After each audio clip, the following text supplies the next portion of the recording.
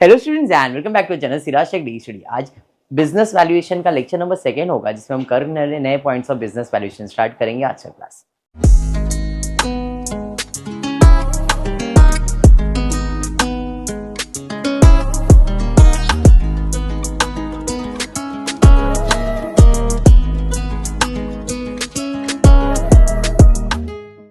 अच्छा, previous class में ना इस टॉपिक का नाम मैंने बॉन्ड वैल्यूएशन बता दिया था, बॉन्ड वैल्यूएशन लिखा था, बट टॉपिक का नाम बॉन्ड वैल्यूएशन नहीं है, बिजनेस वैल्यूएशन है। ठीक है, एफएम के अंदर बॉन्ड वैल्यूएशन में कनेक्शन उसके साथ ही मैंने आपको बताया था, बराबर है। बट टॉपिक एफएम के अंदर बिजनेस वैल्यूएशन के नाम से है।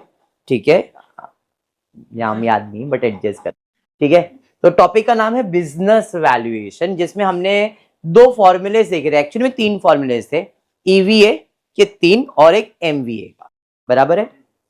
हाँ याद है, ये कुछ सम ने किया था। EVA net operating profit after tax minus equity capital into percentage of equity capital, एक फॉर्मूला।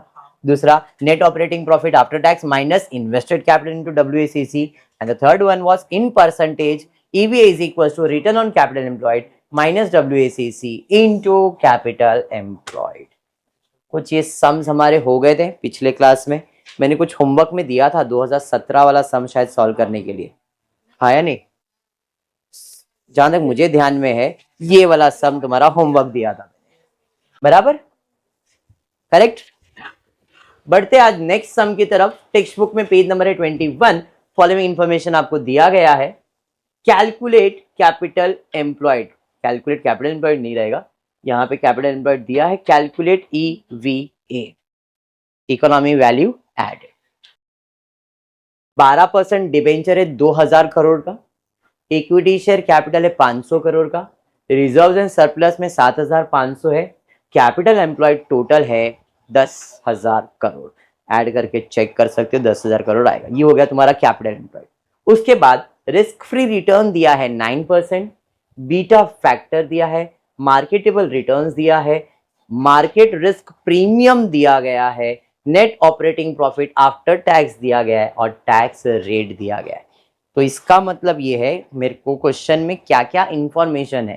तो मेरे पास ऑपरेटिंग प्रॉफिट तो है, अब मुझे 2 चीज के बारे में सोचना है, equity into cost of equity, उस फॉर्मूले से फाइंड कर सकता हूं, या तो इन्वेस्टेड कैपिटल इनटू डब्ल्यूएसीसी। समझ में आ रहा है? डब्ल्यूएसीसी फाइंड करने के लिए डिबेंचर्स भी मालूम है, इक्विटी भी मालूम है, तो अपन डब्ल्यूएसीसी फाइंड कर ही सकते, हाँ या नहीं?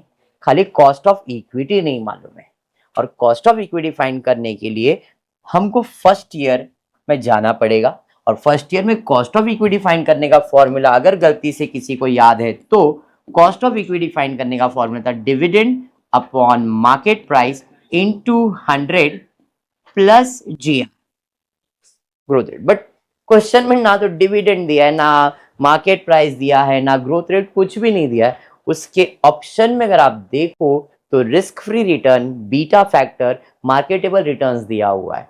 तो कॉस्ट ऑफ इक्विटी हम फाइंड कर सकते using CAPM model, risk free return plus beta factor bracket marketable returns minus risk free return.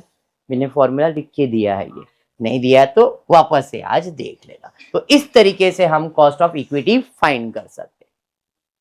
Cost of equity is equals to risk free return plus beta factor bracket marketable rate of return minus risk free return. ये formula किस चीज के लिए है?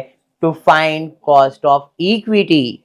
और एक formula है to find cost of equity जो मैंने आपको पहले बताया, dividend upon market price into 100 plus growth rate. अगर ऐसा इंफॉर्मेशन रहता तो हम इस फॉर्मूले से कॉस्ट ऑफ इक्विटी फाइंड कर सकते, पर इंफॉर्मेशन प्रणव ये दिया है तो हम इस फॉर्मूले से कॉस्ट ऑफ इक्विटी फाइंड करेंगे। समझा क्या? चलिए स्टार्ट करते। तो जरा देखते रिस्क फ्री रिटर्न है क्या, है ना, बीटा फैक्टर, मार्केटेबल रिटर्न्स है, कितना है marketable returns, risk free return sir वो तो मालूम है 19 माइनस 9। लाइट आ गया लगता है, बंद कर दो दरवाजा। वो कैलकुलेटर अलाउड है, इतना आप लोग सबको तो मालूम ही है है ना दिव्या, वेरी गुड। तो 19 माइनस 9 करेंगे तो दिव्या कितना आएगा 10, 10 इंटू 1.05 करोगे तो आपको आएगा 10.5। परसेंटेज बटन दबाने मैंने किधर भी बोला नहीं है अभी तक, ठीक है। तो 10 इंटू 1.05 करोगे तो 10.5 आ जाएगा। 9 प्लस 10.5 करोगे 19.5 आ जाएगा। सही गया, समझ में आया यहां तक प्रणव? यहां तक क्लियर है प्रणव? अब प्रणव डिवेंचर्स भी है ना, तो कॉस्ट ऑफ डिवेंचर फाइंड करते। Formula interest into balance of tax rate. Interest कितना परसेंट, टैक्स रेट कितना है। अगर 30% में टैक्स भर देता हूं तो बैलेंस कितना बचता है 70%। तो 12 इंटू 70%, 12 का 70% निकालोगे 8.4। डिवेंचर का भी कॉस्ट आ गया, इक्विटी का भी कॉस्ट मालूम है, मतलब हम फाइंड कर सकते हैं WACC, equity capital and depth. Equity capital 8,000 sir कैसे सर आपने रिजर्व नहीं ऐड किया था, मैंने याद करो पहले लेक्चर में बता दिया था, इसी सब में लिया नहीं, इधर लेने का है बोल दिया था, नहीं तो बाद में सेम क्वेश्चन डाउट आ जाए किसी को। 8,000 बराबर ना केन? केन डिवेंचर कितना है 2,000। क्या मुझे सबका कॉस्ट मालूम है? हाँ, इक्विटी का 19.5 और डिवेंचर का 8.4। 8,000 का 19.5% निकालो, परसेंटेज निकालो। 8,000 इंटू 19.5 बराबर 2,000 का 8.4%। क्या बात है, देखा जतरा को फटफट आंसर आता है। टोटल करेंगे, कैपिटल है 10,000। देख मैंने बोला नहीं फटफट, तो कैलकुलेटर ऐसा पकड़े फट फट फट, समझ में आया? अब क्या निकालेंगे WACC, cost of capital upon capital. Cost of capital है 1728, कैपिटल है 10,000 इंटू 100 17.28, आंसर आएगा 10,000 2 0 कट फटफट। अरे समझ में आ गया? WACC आपके पास है, नेट ऑपरेटिंग प्रॉफिट आपके पास है, तो आप EVA फाइंड कर सकते हो। Net operating profit minus capital employed या तो इन्वेस्टेड कैपिटल इनटू WACC। यहाँ पे कैपिटल एम्प्लॉयड इन्वेस्टेड कैपिटल का मतलब भी सेम ही है।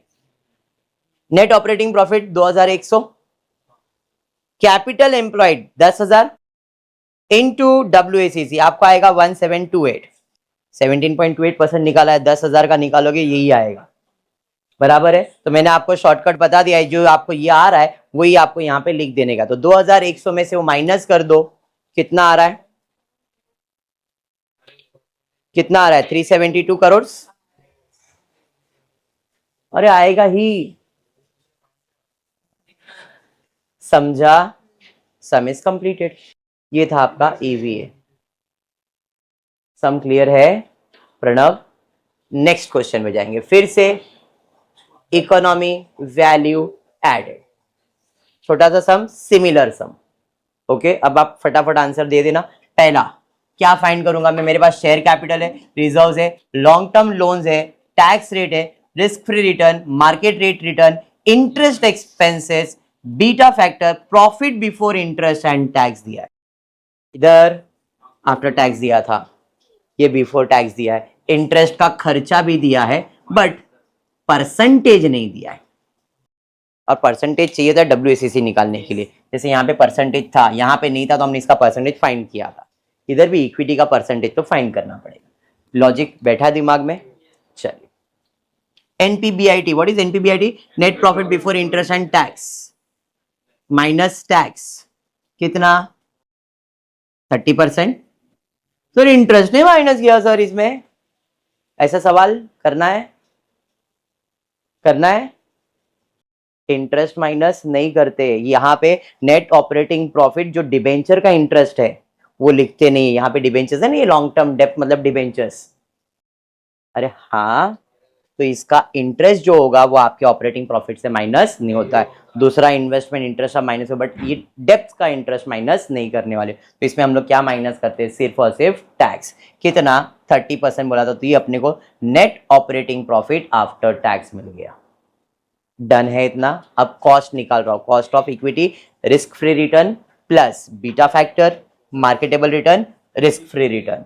रिस्क फ्री रिटर्न कितना है, बीटा फैक्टर कितना है, मार्केटेबल रिटर्न्स कितना है 15, तो यहाँ पे 8 बीटा फैक्टर 15 माइनस 8, 15 माइनस 8 करोगे तो 7, 7 इंटू 1.1 करोगे 7.7, 8 में से 7.7 प्लस करेंगे 15.7 कॉस्ट ऑफ इक्विटी। अब कॉस्ट ऑफ डेप्थ तो अपने को इंटरेस्ट दिया है, कितना दिया है, और डेप्थ का वैल्यू कितना है, तो सिंपल है, मैंने 800 लाख का लोन लिया है, तो ये 800 लाख मेरा कितना परसेंट है, इस पे मैं इंटरेस्ट कितना भर रहा हूं, तो वो कितना परसेंट होगा, क्रॉस मल्टीप्लाई 10% ही होगा ना।